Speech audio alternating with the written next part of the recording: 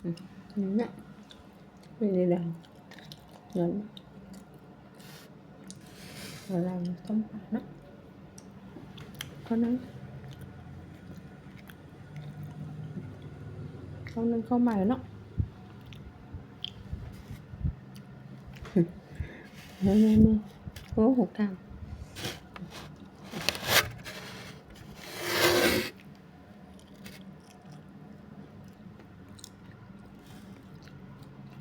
หน่อยบ่ายนัดไหว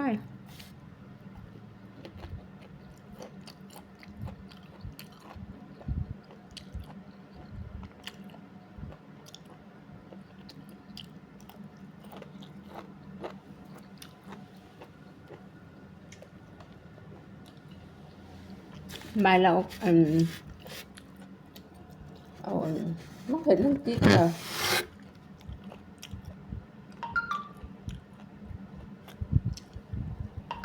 เยอะเป็นกันเด้อครับอันนี้เป็นส้มมันจะบอกแก้วก็จะ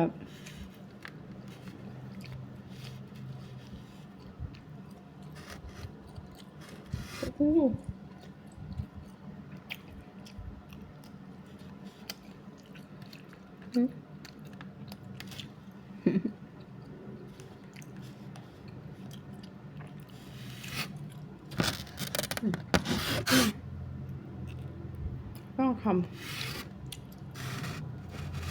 ลูกเธอมาให้หน่อยเนาะไว้กินมาให้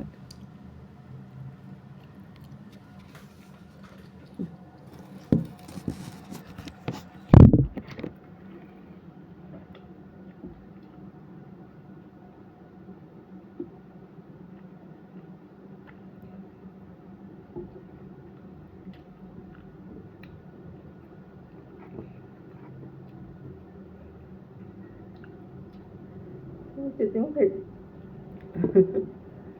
ติดยังผิด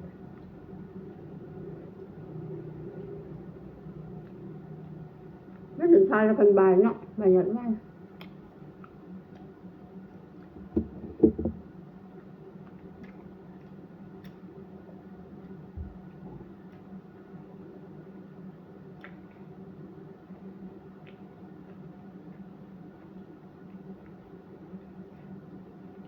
ถ้าผิดเลยดิเนี่ย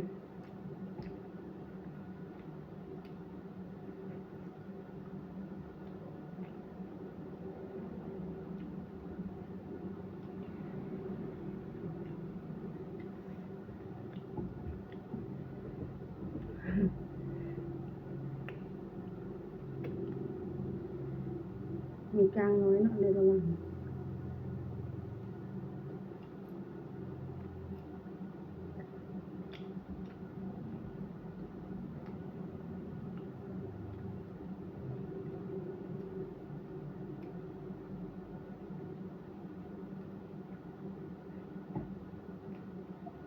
ไปดิเนี่ยหัวเนาะเนี่ยหั่นเลยหัวมาดูกัน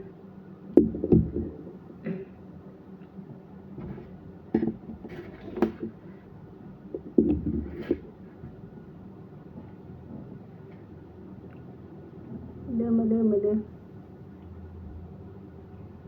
เขานี่ก็หอมเขาหนาก็หอมคือเขาให้เราดิ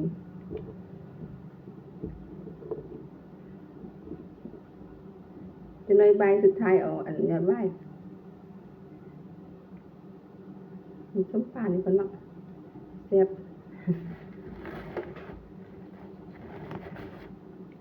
ดีใจกลางนะ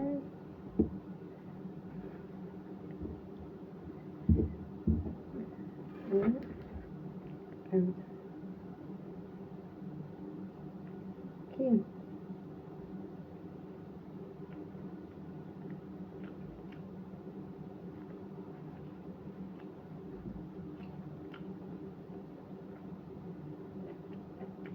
ต้มมาให้ผม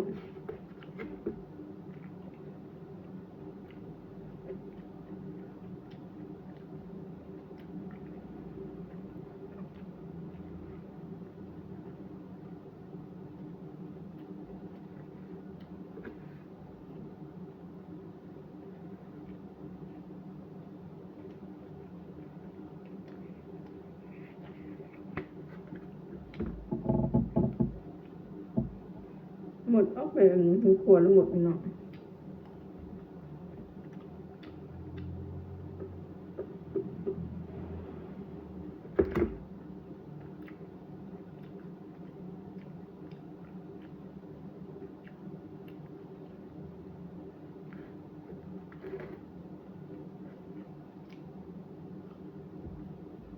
แซ่บ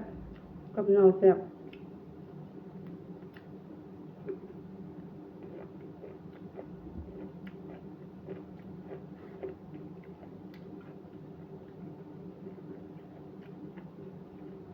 ละลายในตังแซ่บเนาะ